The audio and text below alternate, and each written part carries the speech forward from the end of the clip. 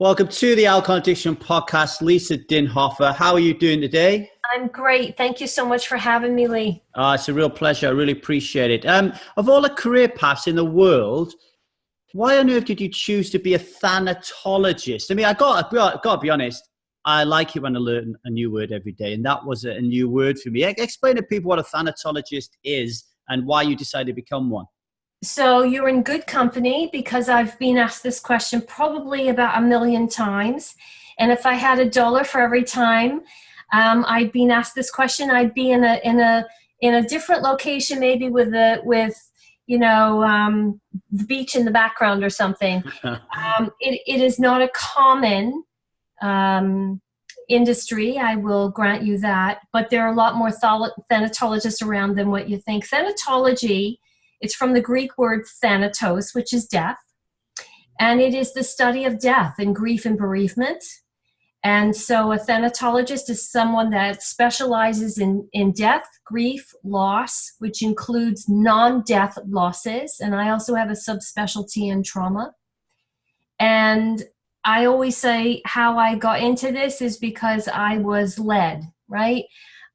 This is my purpose. This is why I was put on this earth. And enough of those messages were put in front of me. And I was, I guess, smart enough to recognize those messages and pay attention and follow that lead. But this started really way back when I was a little girl. I seem to have been the one where all my little friends brought their problems to. And I was the ad hoc counselor in my little group of friends. But even back then, those friends had pretty serious problems way above our pay grades. Actual death started coming in my teenage years, and I actually did my first death notification when I was 17 years old. Wow. With about a 2-minute notice.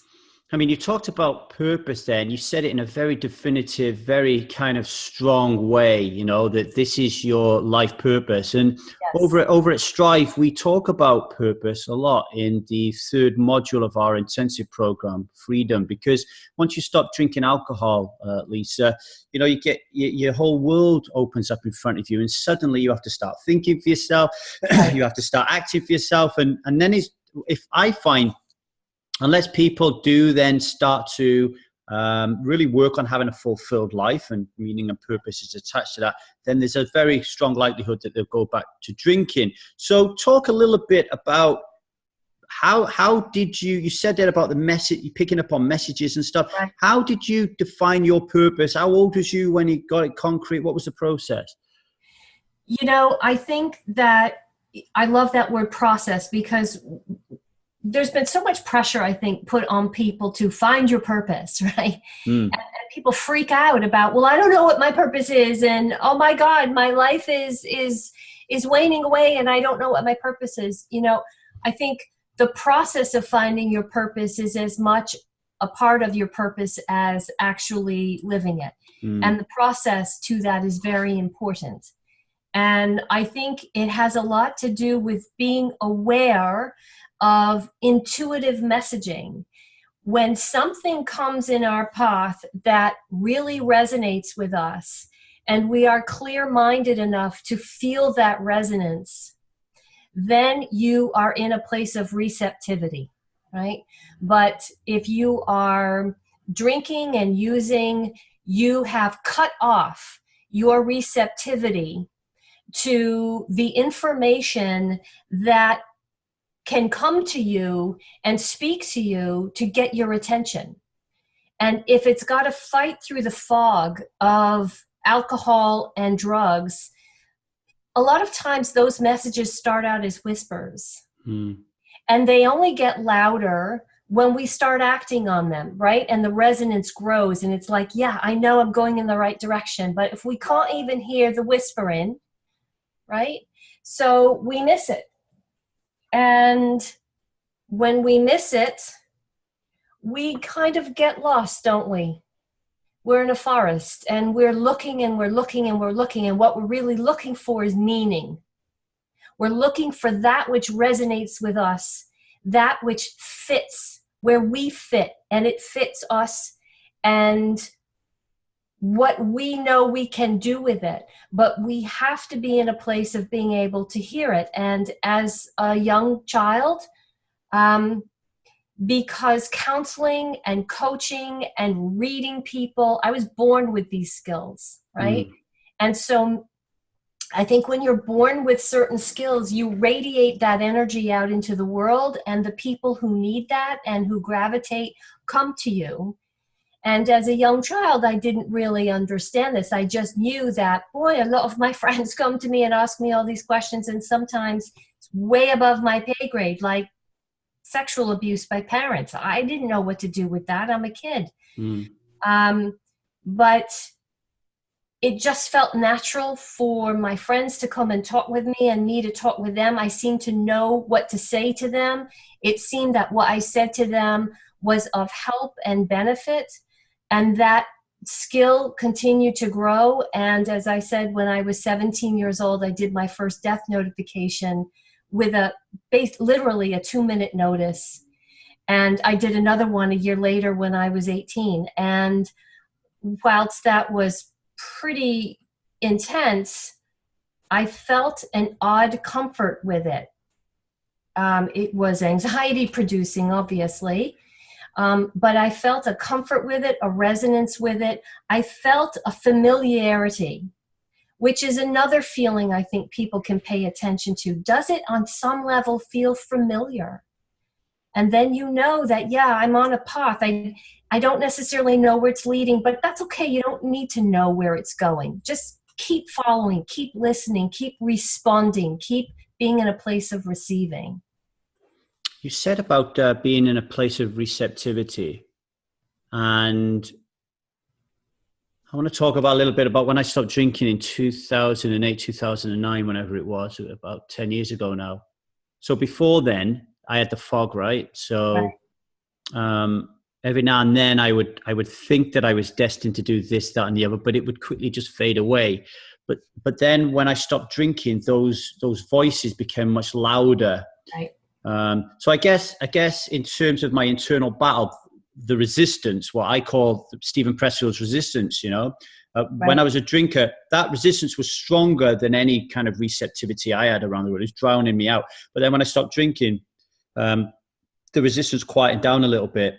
And I think I was able to deal with the trauma of moving from being a drinker to a non-drinker. And I say the word trauma because I lost everybody in my life at that time because they were all drinking.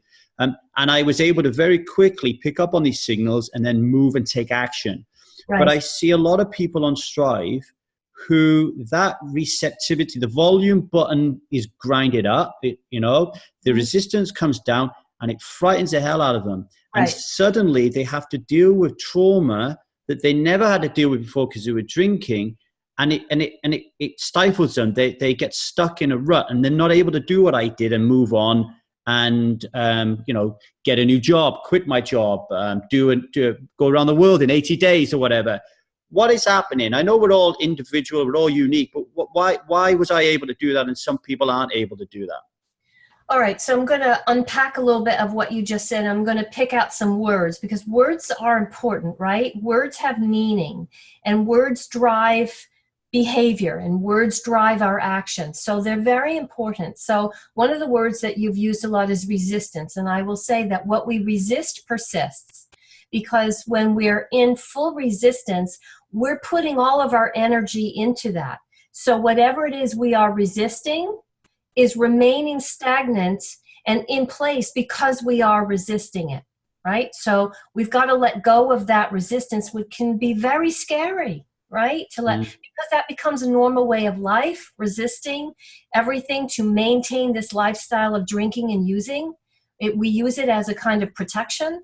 And so when we stop resisting, that maintains that lifestyle, well, we don't know what's going to come in and replace that. And we don't know if we're going to be prepared and ready. And we just don't know, right? So it can be scary. But we've got to drop the resistance in order to hear the messaging and also receive the help that we need to go from that place to the next.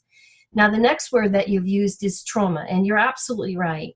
We know that for a lot of people that drink and use drugs, they have grief and trauma in their history somewhere. And most recovery programs out there do no psychological testing whatsoever for trauma and dual diagnosis, which I have a real problem with, because those things are drivers to drinking and using. Those are symptoms. They become problems in and of themselves.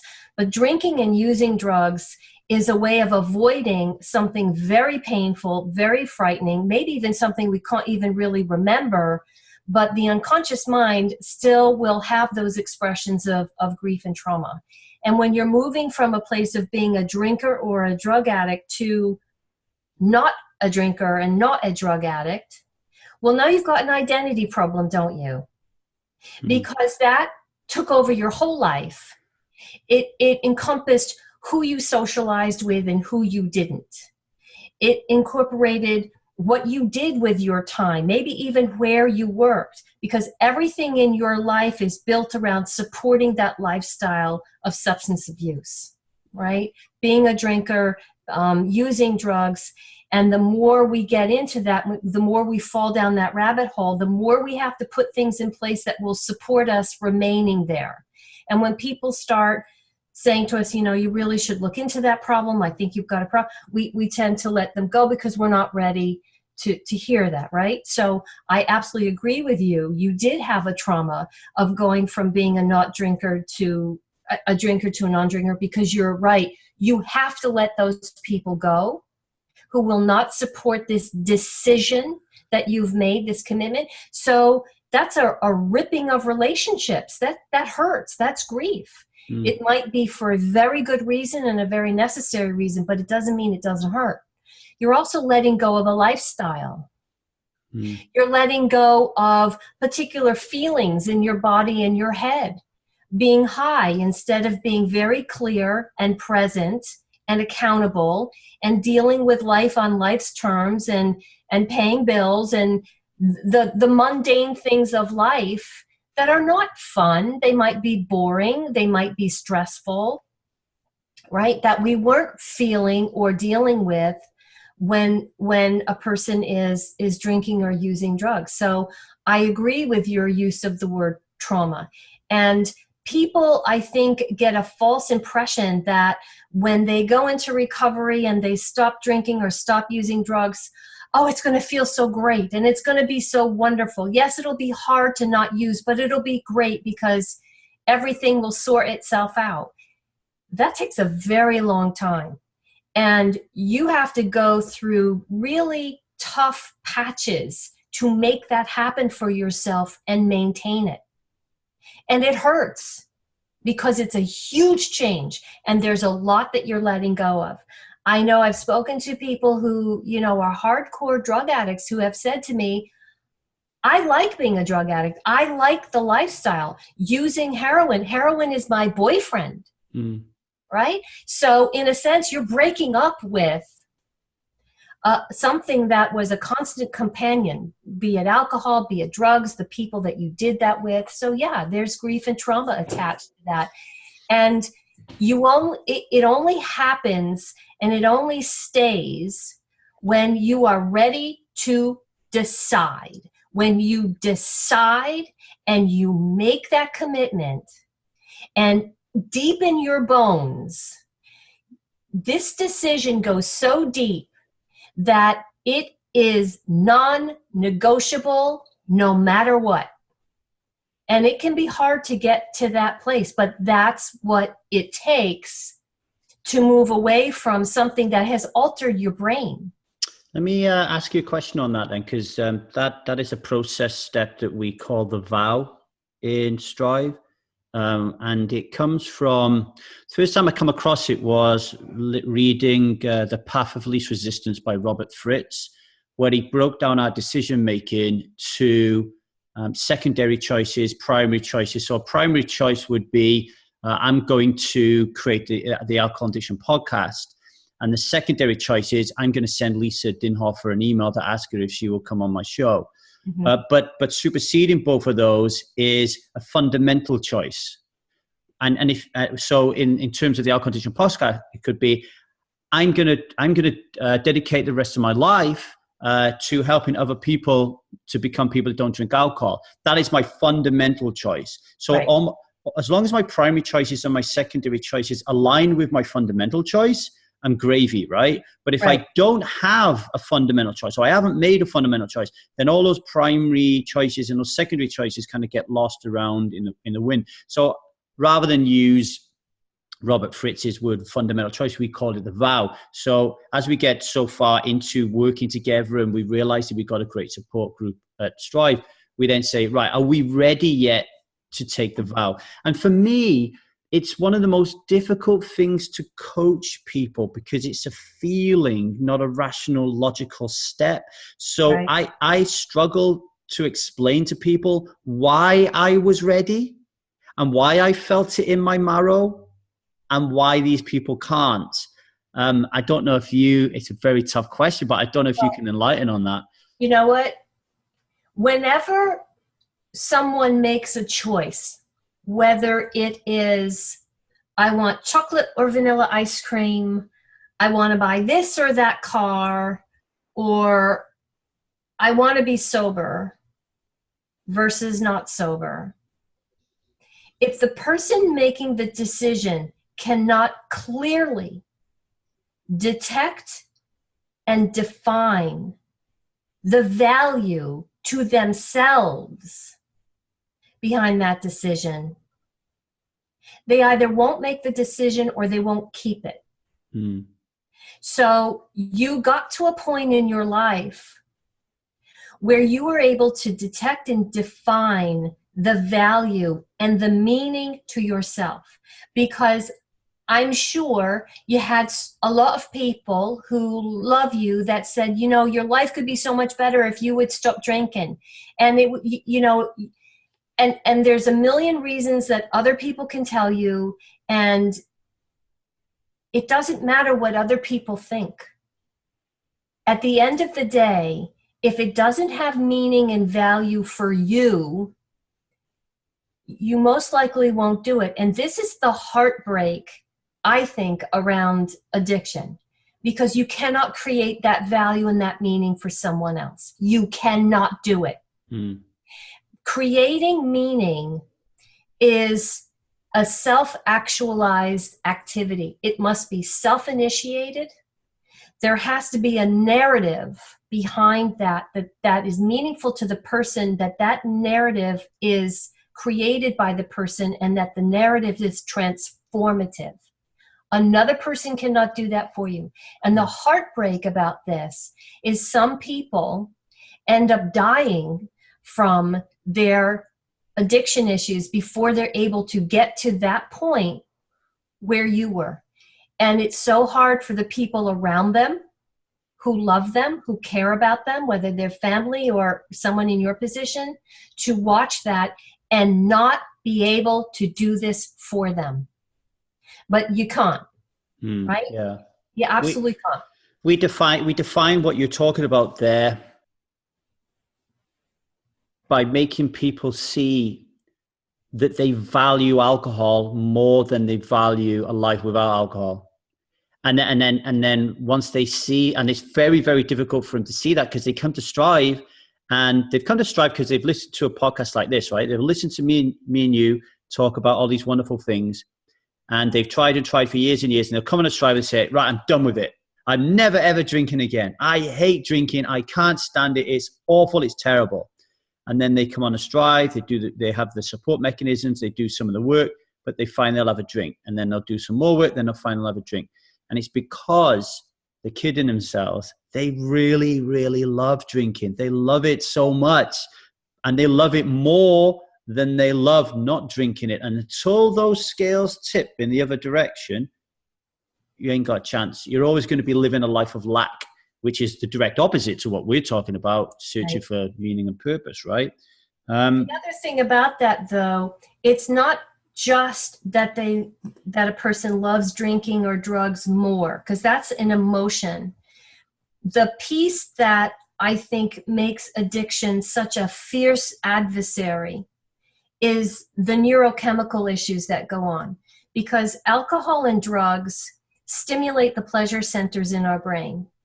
And the brain is plastic. It can grow and it can shrink in size and in areas that we use a lot. So with addiction, when we are activating the pleasure center constantly, it grows in strength. It's literally lighting up. If somebody had electrodes on their brain, you'd see the pleasure center of their brain lighting up. And when they're feeding that so much and it lights up so much, it gets bigger and it gets stronger, right? And so the brain, after a while, is working against you. Your own brain is working against you because those cravings are no longer voluntary. Your brain is lighting up in that center saying, feed me, feed me, feed me, right? And it's not about logic. We know even with drug addiction that when people start using drugs in their teens, in their teen years, when their brain is still under development, particularly the conscience chip, which is right in the middle of your brain here, that those cravings become stronger, more powerful, and more developed than the conscience chip. Mm. So that's why people who are not, struggling with substance abuse, it can't understand it, because to them it's logic, right? You just bloody got out of jail this morning for your substance abuse issues, and this afternoon you're using again. What did you not learn? It's not that they didn't learn anything. It's that part of their brain can scream louder than, the rational decision-making parts of their brain. And it's why part of dealing with addiction is a forced distance from it, to literally give your brain a chance for a good long time for those neural pathways in that pleasure center to start diminishing and quieting down. Right? And you can be doing all kinds of other work whilst that's happening. But that piece has got to be in play in recovery long enough for someone to then make that conscious decision, the vow.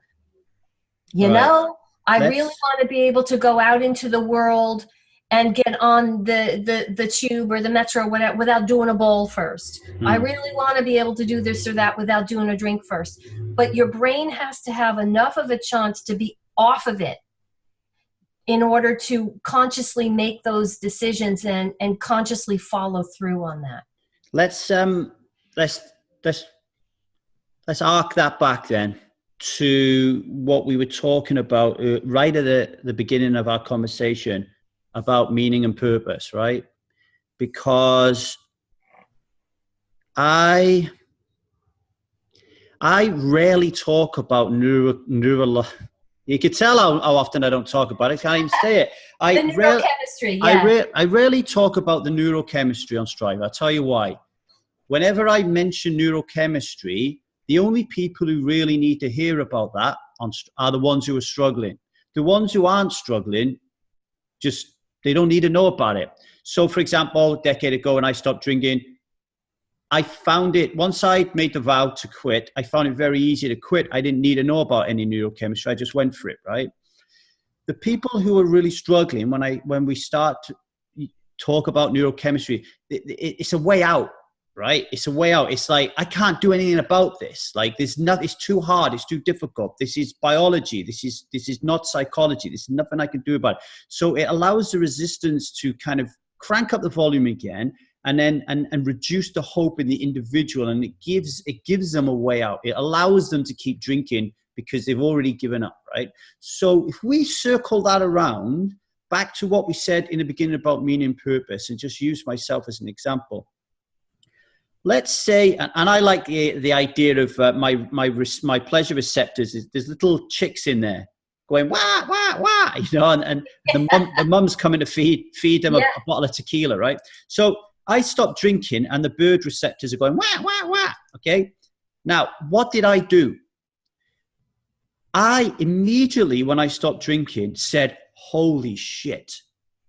I just made the most powerful decision in my life, right. And I feel fantastic.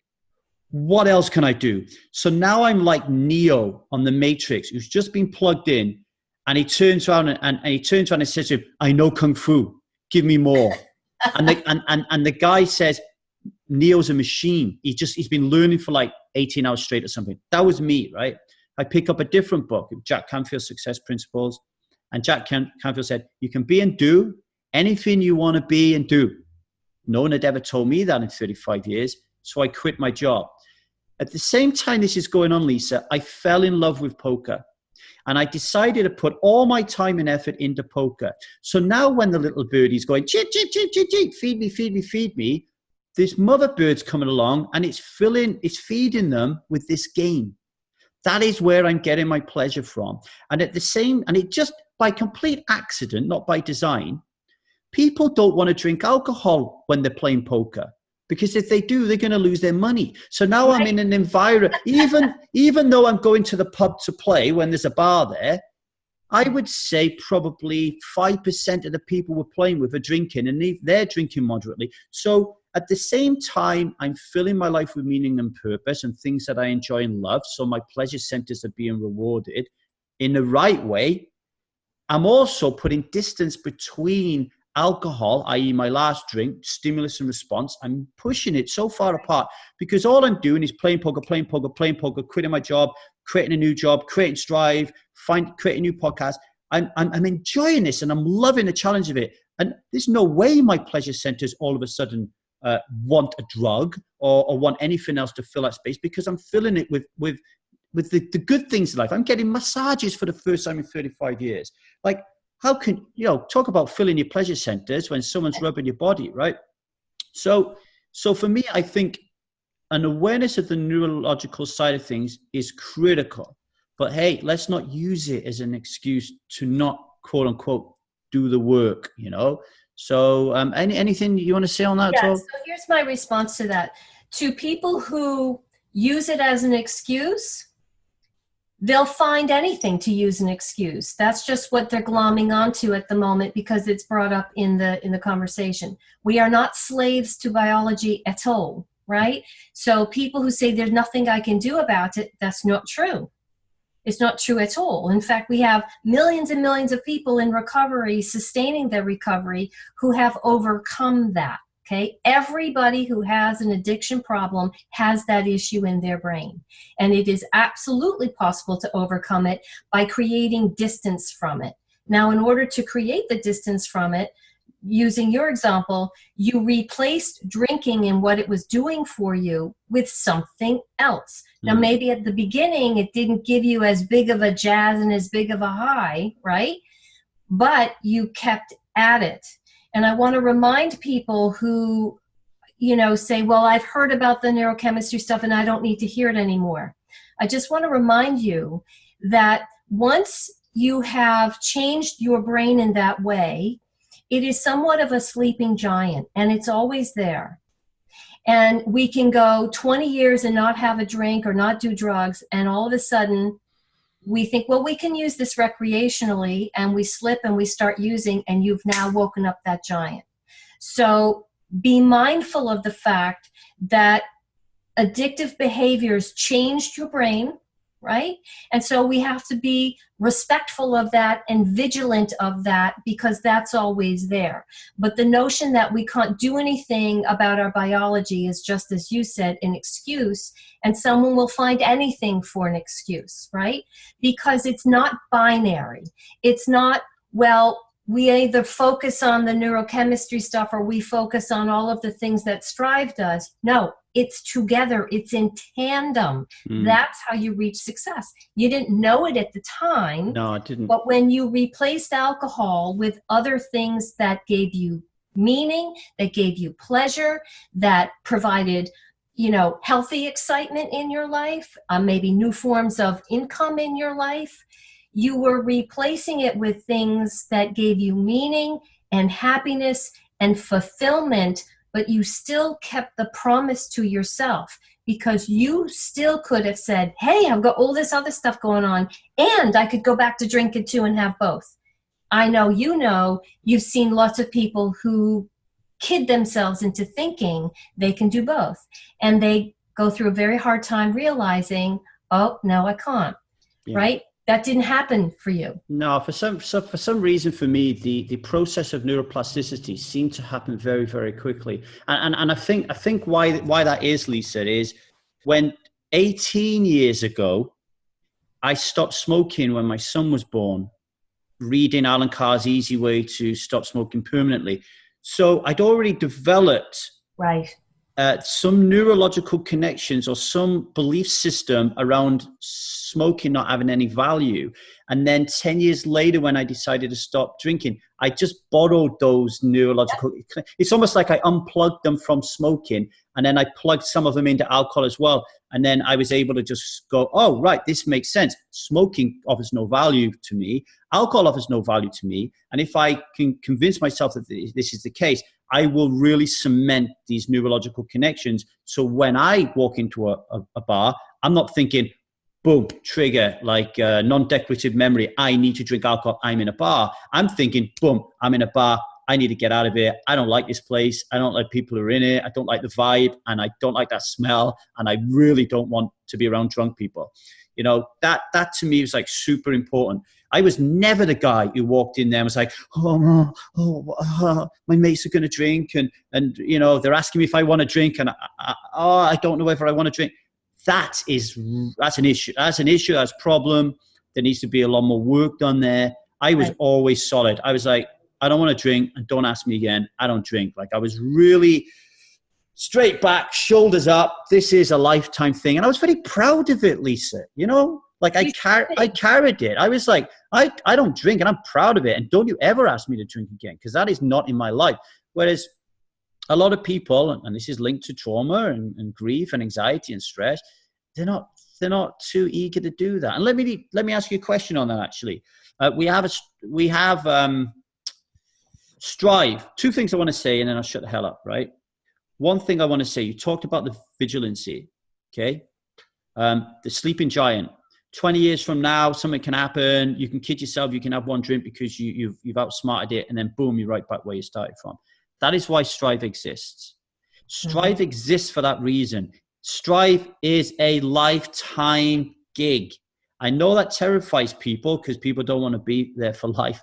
We are much more than a community of people who want to stop drinking. We want to live together and develop friendship and connection, so together we can build our meaning and purpose. And we're best mates in 30, 40, 50 years. We're going to each other's weddings and funerals, right? That is vigilancy, because we're around it all the time, but not in the kind of AA, we have to go to a dungeon and talk about these bad things all the time. But we're together, we're building a new life and building a fulfilled life. And if we're fulfilled, we don't need to drink, right? The other thing that I want to make Strive is I want to make Strive a place where it's very, very, very uncomfortable. I want people to get comfortable with being very, very, very uncomfortable. So this week we started a new category. It's called Know Yourself.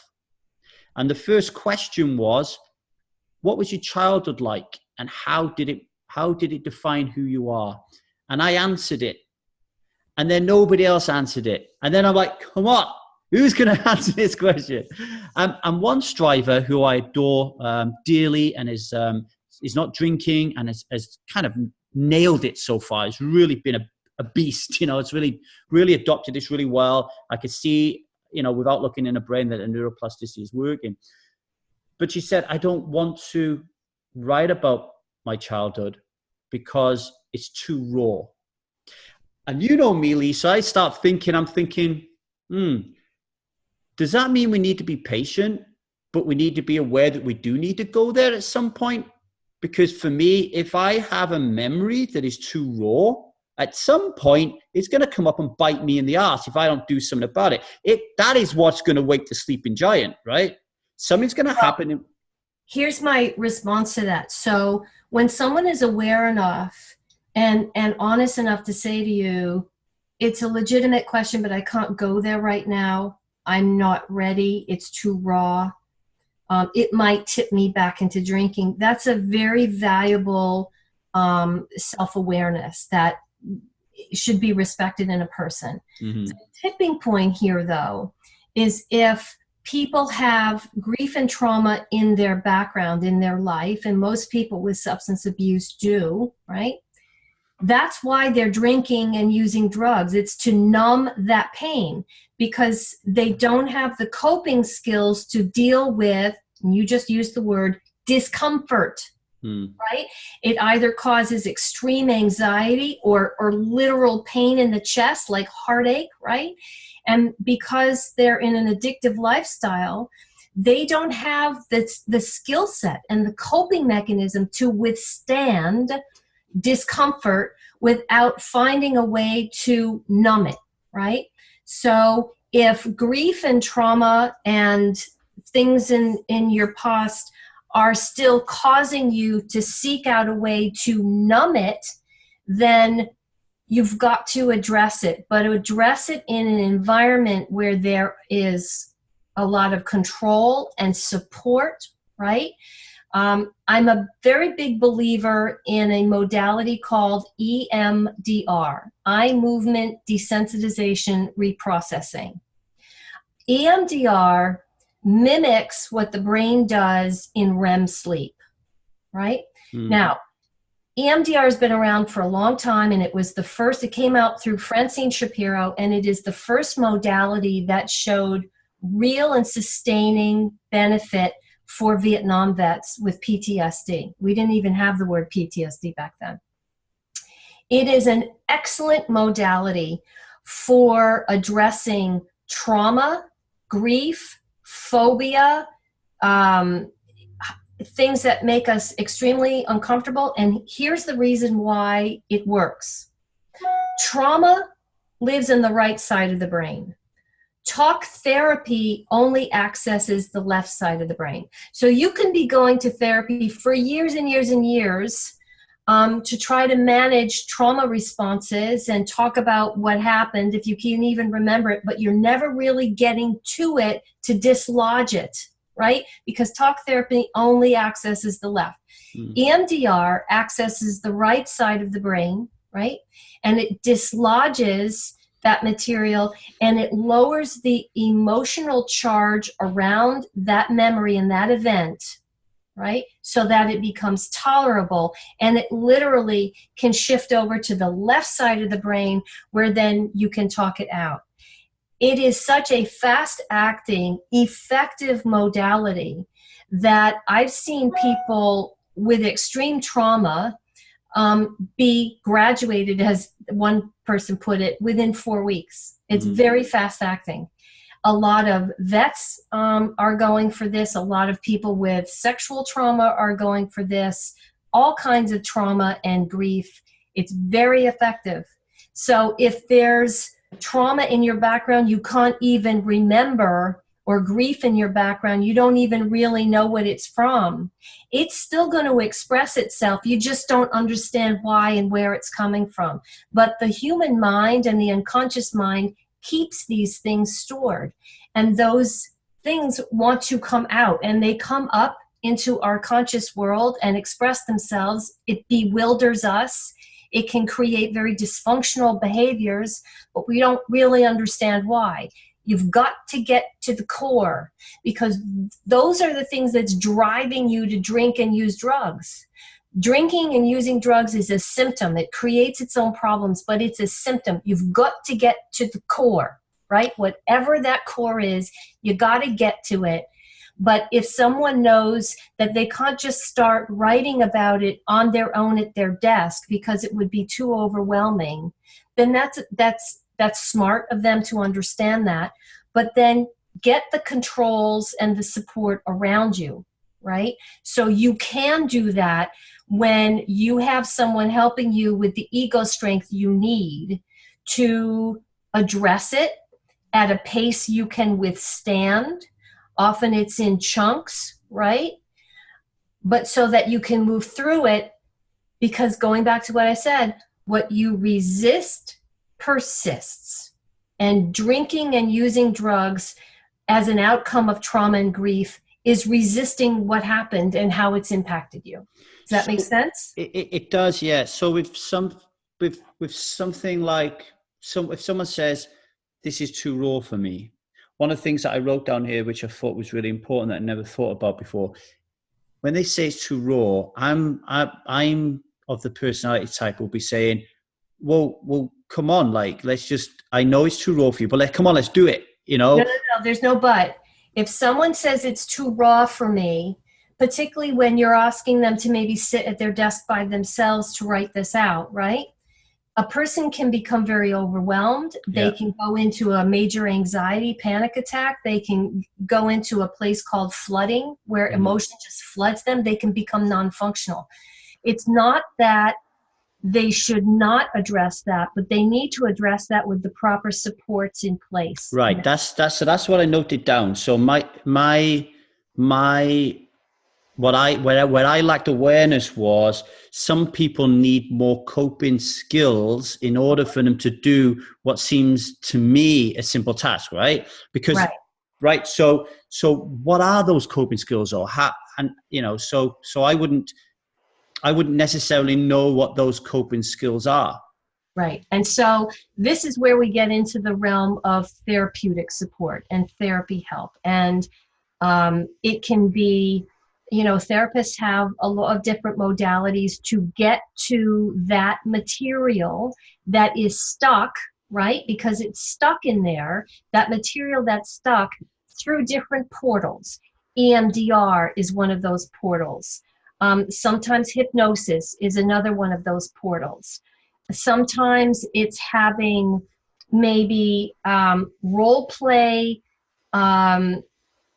conversations with someone who has hurt you, right? Literally, you're sitting in a room with a chair and another chair that's empty, and you're telling this person what they did to you and the impact of it. And now your role is to sit in their chair and respond back to you, but you've got a support person, you've got your therapist there to help you move through that. If that person sees that you're going into an anxiety attack or some other type of flooding, they can stop that and help you get back to equilibrium, right? Help you activate a vagal vagus nerve response, which is in our neck. It's connected in our brain. It goes all the way down. And when we are in a sympathetic activation response, that fight or flight, right? It's survival. That's what panic is, right? That's something that's going on in our brain. Our amygdala is lit up. When we activate the vagus nerve, that deactivates and gets us back to a sympathetic activation mode where we can calm down. So it might be about breathing exercises. It might be actually breathing with that person. It might be some incremental homework exercises in between sessions to help that person get closer and closer and closer, right? Mm-hmm. It really depends on the person. It depends on the nature of the event. It depends on how much damage was done and how quickly they can move to that, because you can, create real harm in somebody if you push them beyond what they're able to do. So it's not that we shouldn't work on these things. It's that if it is deeply embedded enough and it's created enough damage, we need to address those things with the proper supports in place so that we can stop drinking and using drugs as a way of numbing that pain from an event that happened maybe many years ago that continues to hurt us, that's stuck. What about, so at Strive, we have coaches that are able to do those things that you talked about, and we're going to continue growing that cast so we can provide more and more support and more coping skills. But what if we come across somebody who is a regular member of Strive? They're coming on, they're posting and they're saying things like, oh, I took the daughter to so-and-so the day, or this happened and that happened. But they're drinking infrequently, or they might not even be drinking, but they're still having triggers, but they're getting through them by using their own coping skills.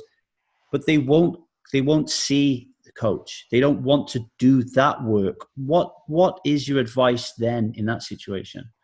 So, basic human nature, you can't help someone who doesn't want to be helped. And here's the most frustrating thing for a helper, right? You're a helper, I'm a helper. And the most bloody frustrating thing you can say to a helper is, I don't want your help.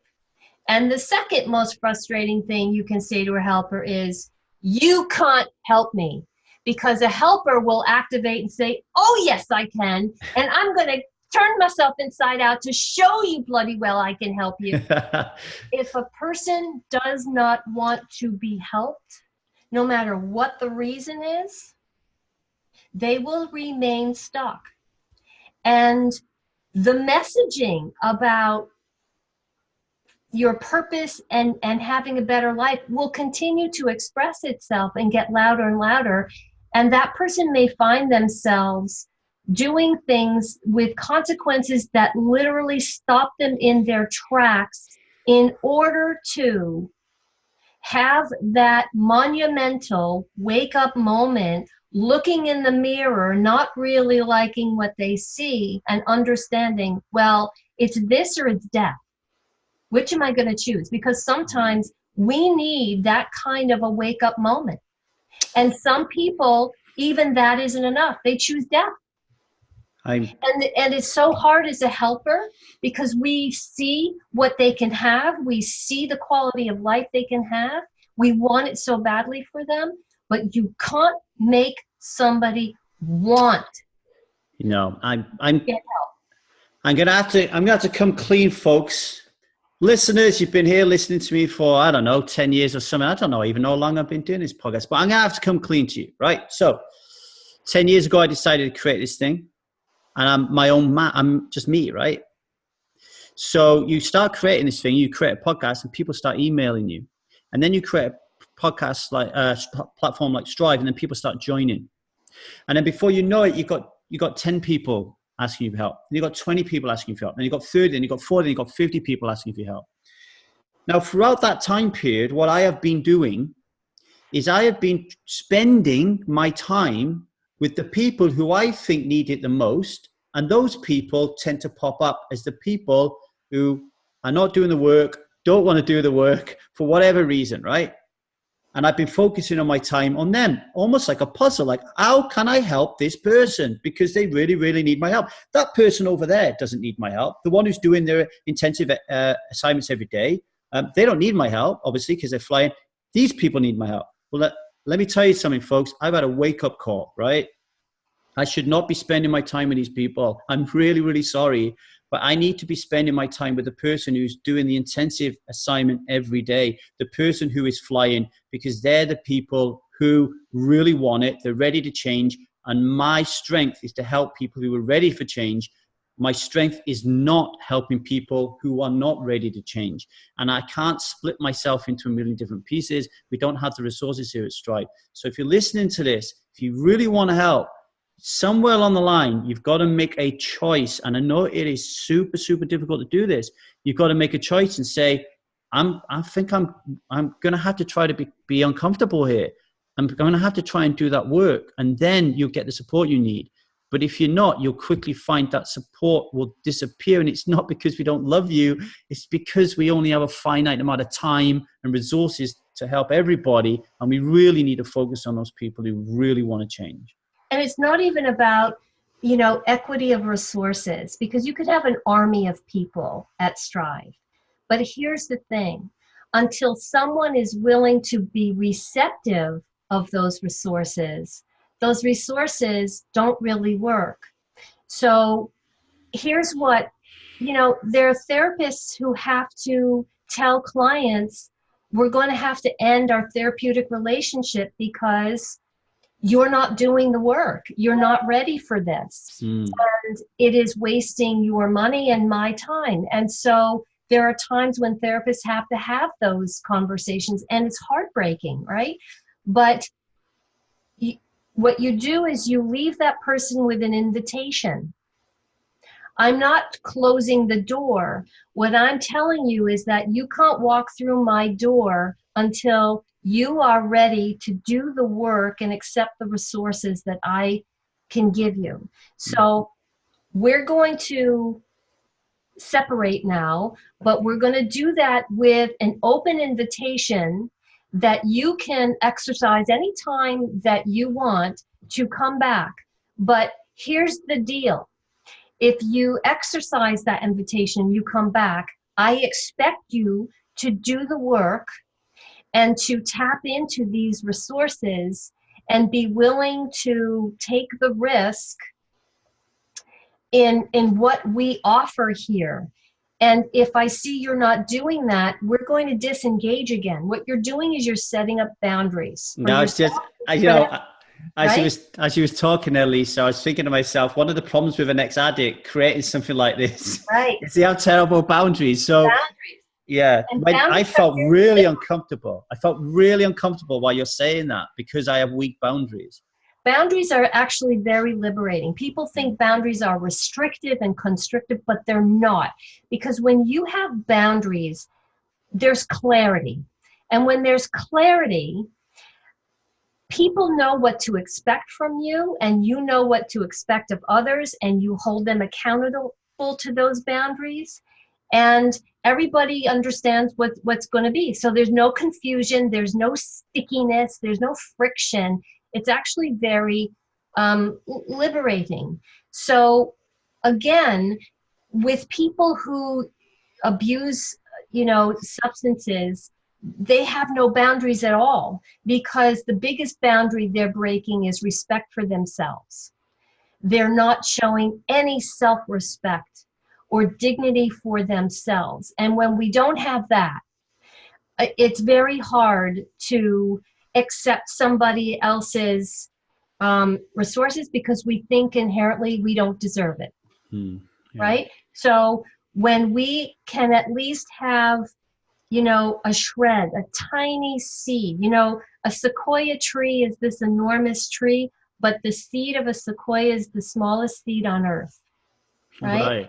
If we have even that size of respect for yourself in wanting something different, and being willing to trust somebody else for now when they tell you you can have it, even if you don't believe it for yourself, because helpers sometimes hold things for the people they're helping that person can't hold for themselves, as in, I believe in you and I believe you can do this, and I'm willing to spend my time and resources in helping you because I do believe in you. But the reciprocity of that is that you have to follow my homework assignments or whatever Strive asks. Yeah. And it's okay if you falter. It's perfectly okay. I expect it. It's part of the process. Making mistakes is not a sin. It's part of learning, and it's the process, and it means you're doing the work. Because if you don't do the work, then you don't make a mistake, but you're not getting anywhere. Yeah. So what you described before as, devoting all your time to people who really are not invested in you. You're invested in them, but there isn't the reciprocity. It's the same thing the mistake I see with leadership in organizations. They have these, racehorses, these thoroughbred employees that are so good at what they do, so highly skilled, and they get neglected because leadership says, oh, I don't have to worry about that person. They're all good. They get neglected, and they spend all their time with the employees that are not hitting the mark, that are probably a bad hire and not a good fit and never will be. And so this thoroughbred that is investing in the mission and investing in the workplace gets abandoned. And what happens? They start disengaging, right? So for you, you're the leader of this organization, and I invite you to invest, not ignore the people who are struggling, because that's not what you're talking about. You're talking about people who are just not going to do the work. People who are struggling, they need your support in a different way. But the people, the thoroughbreds who really are putting in the time, they need your support to maintain and sustain, because they're still going through their own tough road too, right?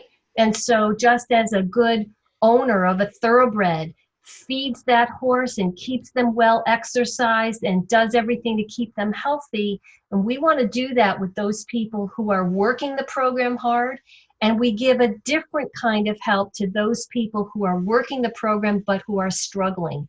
That's okay. It's really okay to struggle because it means you're doing the work. The ones who aren't struggling, who are really just phoning it in, they're just showing up and kind of giving the lip service. That's where you have to have what I call that come to Jesus meeting. That I love knowing you. I love when you're on the calls. You have a great sense of humor, whatever it is you love about that person. But we're going to talk turkey today. You're not doing the program. You're not doing the program. You're not investing in the resources here. You haven't made the decision and you are wasting the resources. I can't have that, right? I want you to come back when you are ready to sincerely work the program. And I don't bloody care how many times you fall on your knees. I'll help you get back up. But if you're not even working the program enough to fall on your knees, this isn't the place for you. So we're going to separate today, but you're going to separate with my open invitation to come back when you're ready to start falling on your knees. Does that make sense? It's a good job I recorded that. That was brilliant. Very well said. I teach how to have difficult conversations. Yeah. So. Okay. To finish, that was amazing. I am glad that we said that. I am aware that I am a leader, and we have other leaders on Strive. I mean, I believe everybody's a leader on Strive to a certain in a certain capacity. But it's important that I have strong boundaries, because I'm teaching people all the time about them having to build strong boundaries, because their weak boundaries are part of the reasons why they're drinking or making different choices that they shouldn't be making. So I always learn a lot on these calls, and that was a good 5 minutes for me. I want to end on just talking about a real tough time in my life. Back in 2008, the economic crisis was going on worldwide, and I was working for a company called DB Schenker at the time. And I had the goal of having to save something like $500,000 off our operating expenditure or something. And so it led to a lot of change, a lot of creative thinking. So on one hand, it was like a lot of creative thinking. I did a lot of wonderful stuff. I was really proud of myself. But there was a lot of casualties, because it ended up, I looked at it and we didn't need all these people, because we wasn't running all this traffic.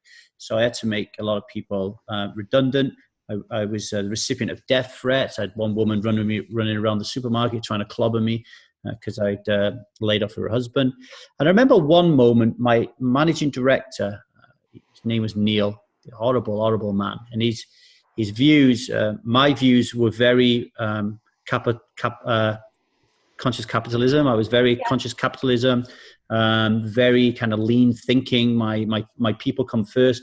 But this guy was very, my bonus comes first. And cost cutting is really important. He's a horrible man. I remember him coming down to my territory to show him around. I couldn't sleep that night. I was almost in tears. And I really had to struggle during the day to just not fucking let him have it, because I'm not the type of person who can bear bullshit from someone. If I don't like a guy, I have to tell him I don't like him and don't like his principles. And it was around then, in that period with this guy, because we just loved banging heads all the time. I was like, I have to quit this job, right?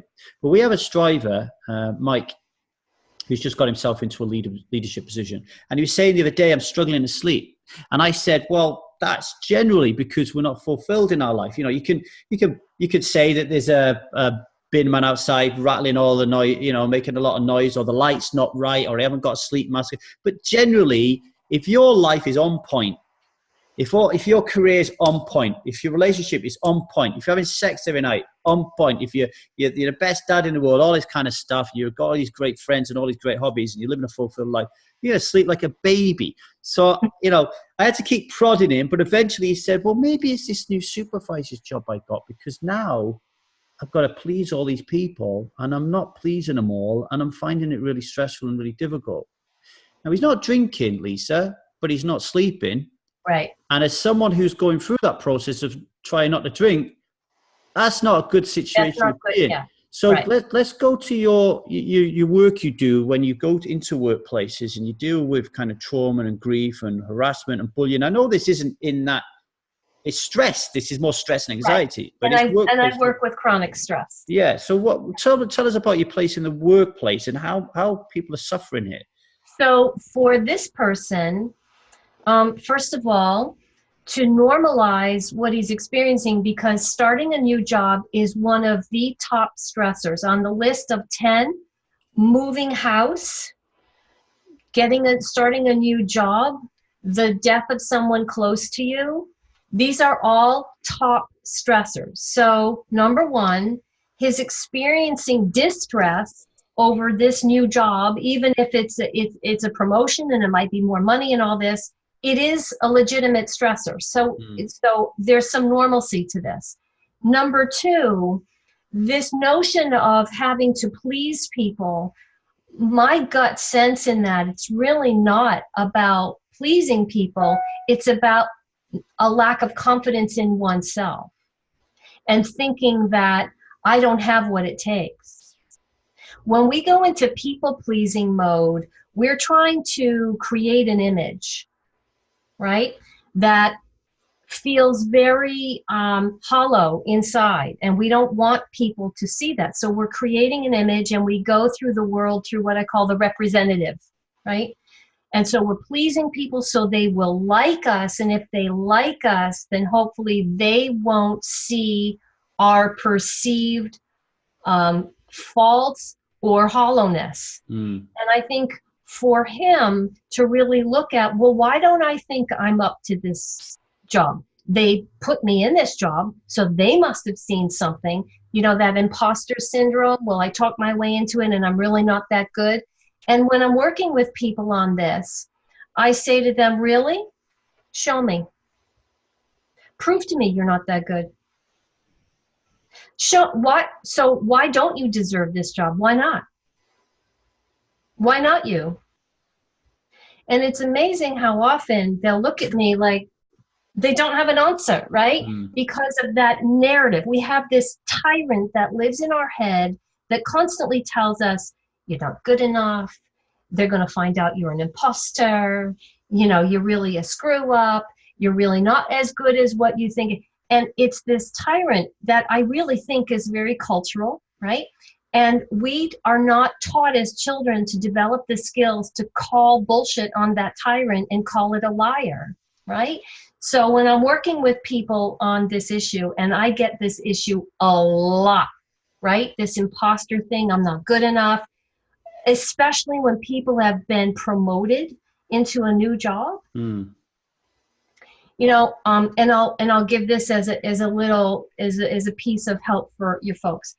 When you become aware of that voice that always lies to us, by the way, that tyrant is always a liar. When you become aware, and that's the first thing, becoming aware. We're so used to hearing it, that it can take a while to consciously become aware. But when we become aware of that voice saying, you know, you're going to really screw up this new job. You're really not up to it. You better make them like you, because that's the only way you're going to keep this job. What I say to people is, when you become aware of that, I want you to write out loud, if you can, say, not helpful. I like that. And the reason why I have people do that is because you're creating a thought disruptor.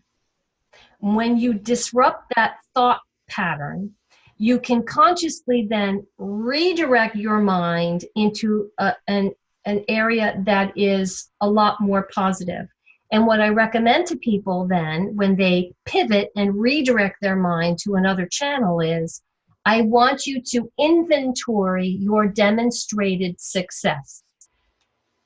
So why did they promote you into this? Oh, well, because last year I got the highest, and this and this and this and this. When we inventory our demonstrated success, we are reminding ourselves that we have a lot more within us than we give ourselves credit for. And it is an empowering exercise. It reminds us that we are allowed to have confidence in ourselves and our skills. It's empowering, which is what you need to call BS on that tyrant that is so used to being the tail that wags the dog, right? And if you have to, if this gentleman in the first few days of this new job, if he's got to, under his breath all bloody day, say, I am up to this job, freaking shut up to that voice, not help. I don't care if he's got to do it all day long. What happens in the brain when we disrupt that thought enough and we go to the positive, it will begin to weaken. You're creating a new habit in the brain. Right? Now, to create a new habit, you have to do the same something every single day for 21 days, the same way, preferably at the same time or times, but you got to do it every day for 21 days. At that point, you no longer have to stop telling the brain to do something. It will start seeking to do that on its own. After 66 days, your brain will actually create a groove, and you've now created a new habit. So when we change our thinking in this way, and that's what I'm really talking about, changing our thought patterns, right? Challenging this. We all have an inner wisdom. We all have a voice of inner knowing and inner wisdom, a higher intelligence, right? That we don't listen to very much because we're culturally driven to embrace negativity and negative voices as if that's being smart. It isn't. It's just being negative.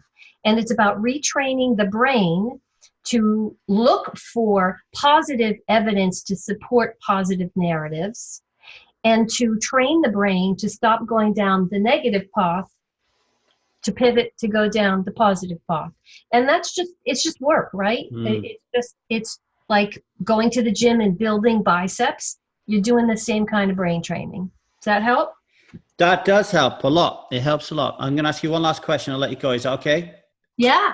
I say these questions as if you're going to answer it in 2 minutes flat. It's like, what's the capital of Peru? It's not that kind of question. So people often ask me, like, how did you manage to stop drinking alcohol? And I'll always give the same answer. And it's, I quit my job. I hated it that much, and it was creating so much stress and pressure in my life. It didn't matter that I had high status. It didn't matter that I had a lot of money. It didn't matter that I had all this responsibility. It was driving me into an early grave. It was ticking days and months and years off my life, and it was keeping me very precariously close to the precipice of waking that sleeping giant, right? So I quit. Now, before I quit, I worked with a life coach, one of Jack Canfield's life coaches, and they got me to see that my job wasn't all bad. So when I was struggling with figuring out my meaning and purpose, they said to me, well, what is it about your job that you love? And I was able to think, oh, wow, I love it when I promote somebody who somebody else doesn't think are up for it. And then I help coach them to be up for it.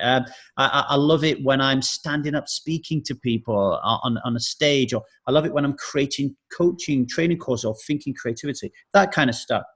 So my question, I guess, is, in your experience, talk about when somebody is in a job that they hate and it's really causing them havoc, when should they be trying to make that job more interesting for them so they no longer hate it, or work on the things that is making them hate it, as opposed to leaving it and finding something else that is going to inspire them and not have that stress. So I leave the railway, I become a professional poker player. I got different stress, but it's nowhere near the same. I have stress now of like, oh my God, is so-and-so not going to stop drinking? That's not the same stress as one of my employees trapping his finger in a wagon door and my managing director wanting to know what I'm doing about it. Like the two are not even comparable in terms of my stress level. What's your thoughts around that? So I get a lot of questions from people when I'm coaching them. I call them the should I stay or should I go question. What's that? The stranglers, right? The should I stay or should I go, usually either my job or my entire industry, right? And I work with people a lot of in very high stress professions, you know, they're very passionate. It's being their identity, but it's killing them, literally, right? And I was just speaking to a woman yesterday that, you know, she's in a soul-sucking job again. And she's trying to figure out a way how she can tolerate this until she gets financially vested, right? And so one of the things I said to her is, well, if I can understand you wanting to stay another year, you become financially vested, but you have to ask yourself, what is it going to cost you? Because there's a cost to everything, right? So what is your top priority? When you make your well-being, that psychological well-being, spiritual well-being, physical well-being, the top priority, it really makes everything else very clear.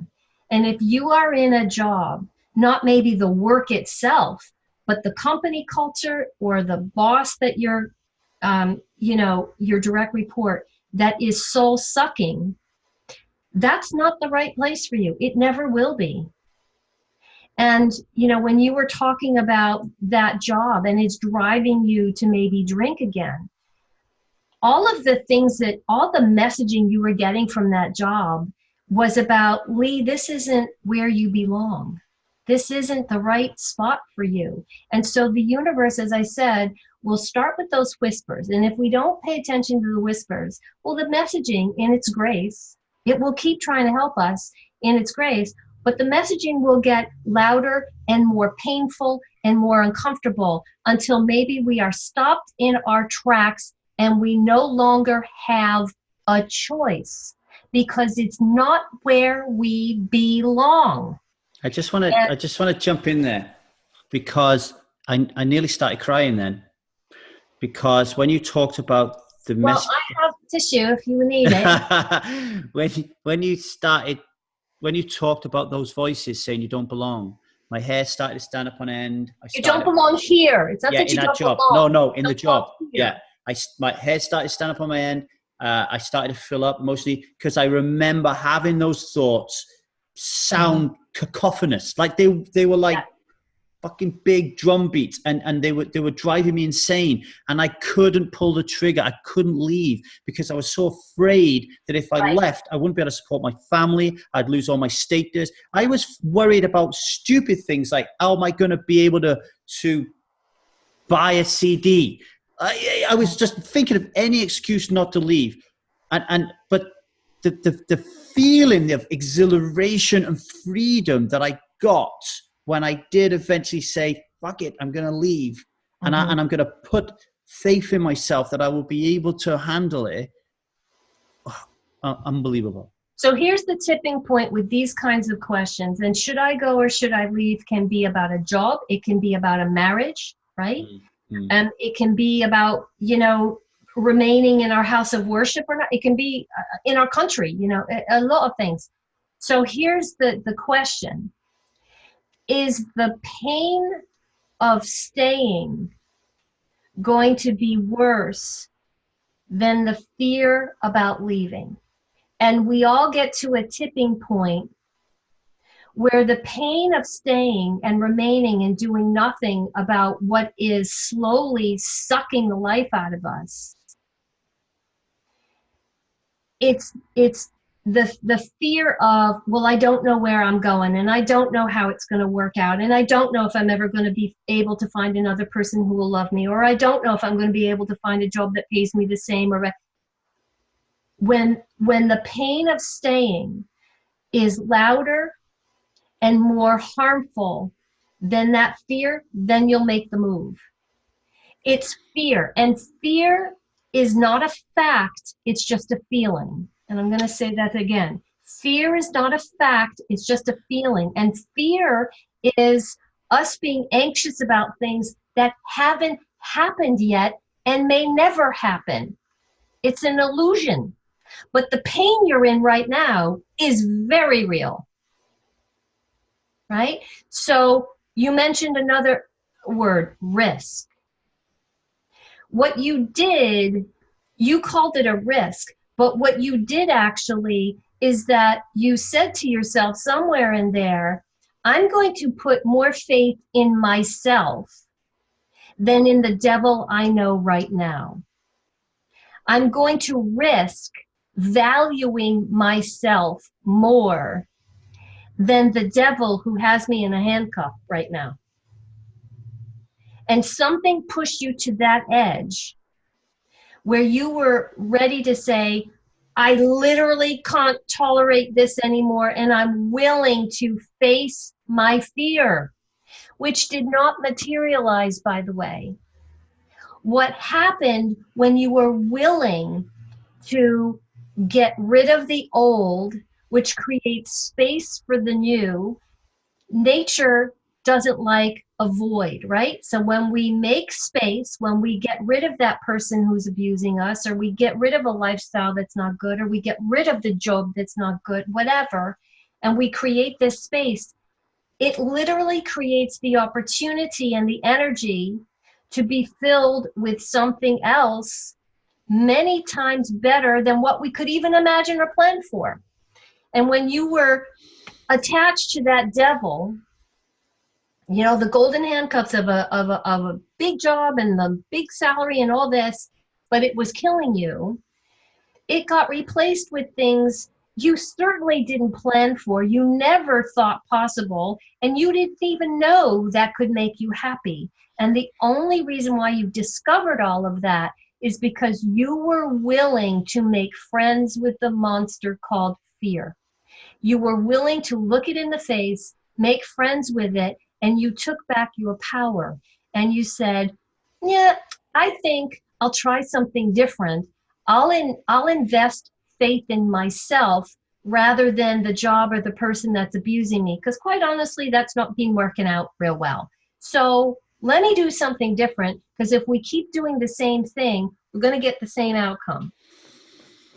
All right, let's move that over from I'm going to quit my job to I'm going to leave my husband, right? And I tell you why. But before I say this,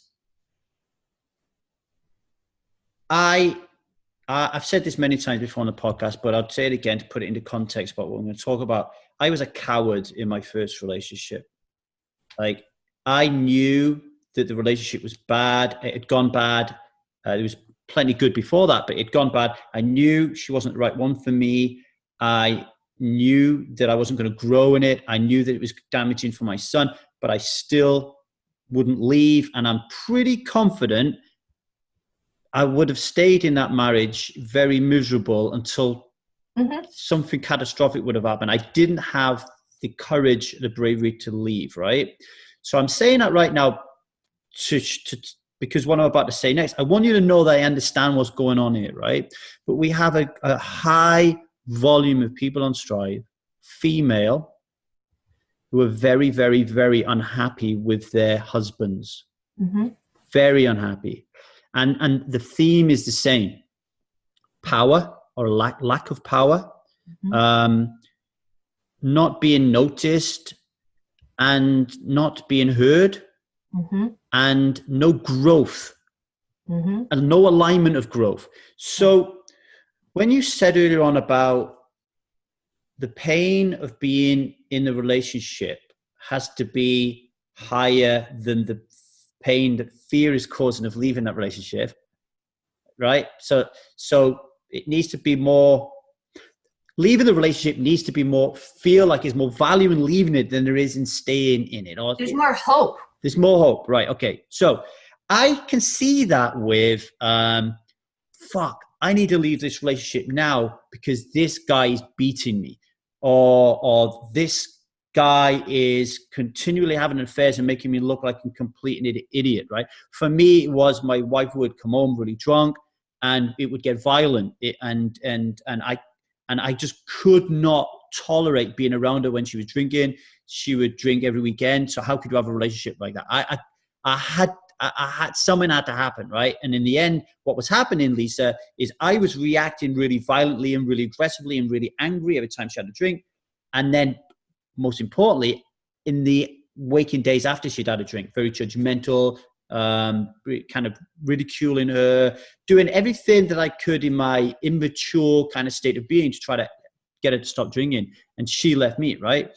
But so I can see like the big bangs, boom, pain, gotta leave. But what I see on Strive is, it's so sad. It's like a fucking disease. It's like a slow malaise. It's like slowly this person is bringing this person down, or even worse, it's got like ankle chains. Mm-hmm. So they want to fly, but there's an ankle chain on because they're not getting the sex, they're not getting the intimacy, they're not getting the connection, they're not getting the little feel on the bum that they used to have, they're not getting the, hey, how's your drinking doing, what can I do to support you, love? There's no kind of like, do you know what, I'm going to go and do a communication course so I can learn to speak to you better and work on our relationship. There's none of it, and doesn't seem to be a willingness for it to happen. There doesn't seem to be an opportunity to have dialogue to make it happen, and there seems to be a surrender of, well, there is certain, when he's okay, he's okay. And I'm thinking to myself, there's 7.5 billion people in the world. Why are we settling here? And I've had these conversations with Liza, my wife now. Like, are we happy to settle for each other for the rest of our lives and work on our relationship till death to our part? Are we happy to do that? Or do we think there's better out there and we're willing to do that? We've weighed that up. Like, how can we help people to kind of like get out of it? It saddens me so much. I see it with my mum. It saddens me so much because what happens is the guy ends up dying, right? The guy always dies first. The guy ends up dying. And then the woman doesn't know how to live a life because she's just relied on this guy for like the basic kind of stuff in life. Or like my grandma, they fucking flourish, but she's 90. Right. You know? So here's how to respond to that. So you're right. The shackles on the ankles keep them anchored there. But that woman always has the key. She's just not using it. And the key is self-respect and a belief. I should have better than this. I'm worth more than this. So instead of having self-worth, they determine their worth by external people. So if he's not treating me better, then I guess that means I'm not worth anything, or I'm not worth better, or I'm not worth more, right? They're not questioning that very false assumption. Right? They have very low ego strength. They have low self-esteem. And so they're being tied to this person. Part of that is, well, if I don't have this person, I'll have nothing. I'll have no one. That's never true. You always have yourself. You know, I'm no longer married, right? So I'm single. And sometimes people say, oh, well, you live alone. And I no, I don't. I live with myself. I love that. Right? So that person who is willingly tolerating, and that's the sad part, willingly tolerating abuse in a relationship for wildly inaccurate assumptions about who they think they are and how they could make a way in the world, right? They have had the key to get out of that jail all along. They have to be willing to say to themselves, I get to have better. Other people have better. I get to have better. I am worth more than this. And I'm going to start determining my own self-worth. I'm going to start setting my own criteria for self-worth. I'm not asking somebody else to set it for me. And when you make those kinds of choices, what you'll see from that person is that they'll get even more hyper-controlling because they realize they're losing you. And the only reason why they've been able to keep you is because they have been able to convince you using your own lack of self-esteem as the tool and the weapon to keep you there for their own very dysfunctional reasons. I did that to my ex-wife, And I learned that from my dad, who always did that to my mom. Right. It's usually something that we've seen in our past. It's relationship dynamics that we've seen in the past that we are replaying because it's what we know.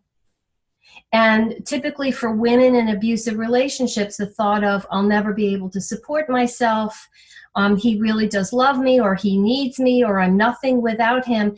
These are all based on very, very false assumptions. Again, it's fear, and fear of something that has not transpired, that has not happened. Fear is not a fact, it's just a feeling. And I guess that key you talked about, I think it's important to stress this. We're not talking about using that key to unlock the shackles and run as far as you can. You could actually... Sometimes it is. Sometimes it is, yeah. But other times you can use it to turn around and say, look, if you want to be in a relationship with me, pal, this is what I want from you. You know, this is what I want out of a relationship. That is another way. Hold them accountable, yeah, right? Yeah. Yeah. I am a great believer in, especially when there's children involved, doing as much as you can to make it work before you call time on it. Except if abuse is going on. Yeah, yeah. If abuse is going on. You're talking about physical abuse or really serious mental psychological and emotional abuse, verbal abuse, and physical abuse. Abuse should be your bottom line. If abuse is happening, non-negotiable. I'm cutting you loose and I'm out of here, because no one should ever abuse you, and no relationship needs to be contingent on abuse, whether there's children or not, because don't forget, if you're staying for the children, they are seeing that abuse and they will grow up to most likely repeat it. So when you say not having it and you leave, you are actually modeling for them what self-respect looks like, what boundary setting is like. And no, it's not okay to abuse people or be abused. So you're actually doing a good thing when you're, running headlong in the opposite direction with your children when abuse is going on. Well, I also as well, and again, this is something that me and Liza spoke about. If, let's say, there are times in our relationship where Liza's considered, is this guy the right guy for me? Like, I have a lot of shame issues that I've been working on from childhood. I can be prone to anger, frustration, a lack of patience, But what keeps our relationship together is Liza can see how much work I'm doing in order for me to become a better person. It's not like I'm saying, oh, I've got to do this for Liza. I want to do this for Liza. I want to do this for myself. I want to do this for my children, right? And we've talked about this. If Liza just passively allows me to raise my voice to her, to ridicule her, to pass my shame, that's a classic one for me, pass my shame on to her, all right? Then our daughter will see her say that, and then when she gets a man, she will say, this is acceptable because my mum took it from my dad. So, it's much, especially when there's children involved, it's so much bigger than, and this is why drinking's a nightmare. So you can't even think about these things when you're drinking. Right. At least a lack of clarity. Yeah, there's no clarity at all. And when you say no to that kind of behavior and you hold that person accountable and you do leave, you are actually being a good parent to your child, because you are showing them right from wrong and you are actually helping them to protect themselves when they become adults from avoiding getting into those kinds of relationships with those kinds of people to begin with, or if they find that they're in it, extracting themselves before real damage happens. So you are actually being the better parent to leave abusive situations with your children than to remain and say, I'm staying for the kids. No, you are staying because you are afraid. And you have not dug deep enough within yourself to locate your self-esteem to say, this is not okay for me and it's not okay for the kids. I want better, I deserve better, and the only way for me to have it is to remove myself from this situation. And I want to give a different view. I want to highlight a viewpoint I think is really important, and I'm going to use the word abuse. And you said earlier on that words are really important, so please pull me up and choose a different word if this is right. But I often say to people who ask me, they say, "What do you do for a living, Lee?" I said, "Oh yeah, I help people become people who don't drink alcohol." Whoa, that must be really tough, like dealing with these alcoholics. Like I see them all the time, you know, like pissing their pants and with their bottles of vodka. Like, no. The hardest cases, the toughest cases are you. The ordinary people in the world who are drinking 1-2 bottles of wine a night and think it's normal, and now they try to stop and they can't. That, ladies and gentlemen, is the biggest disaster when it comes to alcohol. It's not the 3.3 million deaths a year that's the issue. It's the billions of people who are living an unfulfilled life because of this drinking, right? And consequently, the same, I'm going to use that as a context to the relationship. There's abuse, right? So you're in a relationship with a guy, he batters you, he rapes you, right? He physically abuses you. But there's another form of abuse, right? For me, and I might be using the wrong word, pick at my mum and dad's relationship, right? Dad, why don't you take mum to the cinema? No. Why don't you take her out for a meal? No. Why don't you take her on holiday to a place she wants to go? No. Why don't you say sorry? No. Why don't you hug her? No. Can you see I'm getting a little bit emotional here? And the reason I'm getting emotional is because my mum and dad have just celebrated their 44th wedding anniversary. 44 years of living with that. That is abuse. Because she's got the key, I know, but there's still well, don't forget, you know, your parents come from a different generation where women were raised and acculturated to tolerate not being heard, not being recognized, not being able to voice preference. That's very cultural, right? In a lot of Western countries, and definitely in non-Western countries. So part of that is very cultural, and you are conditioned that as a woman, this is going to be my lot in life, and my husband calls the shots no matter what, and they both come into the marriage with those preconceived notions of the roles, and there's no impetus really to change that. So that's a really tough thing because it's very culturally ingrained, right? But what I'm talking about is verbal abuse is just as damaging as physical abuse. It literally sears our soul. It's soul crushing. And it can absolutely flatten us, even if someone never lays a hand on us. Verbal abuse that diminishes us to feeling minuscule, invisible, not worth being heard, is just as soul crushing as having your jaw busted. Do you put silence into that as well? Yes, silent treatment is actually vicious. It's very controlling, it's very manipulative, it's very deliberate. Narcissists tend to use silent treatment a lot. It's a weapon, right? And it becomes this dance where the two people are in this very dysfunctional dance, and one uses the silent treatment and then the other responds the way they usually respond, and there's this win-lose mentality and you know, all of that. It's very destructive and it's very diminishing, and it is abuse. Make no mistake about it. It's abuse. Okay, so let me just raise the energy level up a little bit before we go and say this, okay?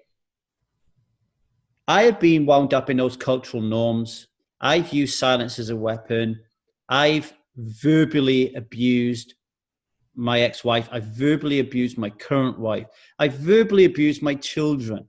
I've never physically hit any woman or any kid, right?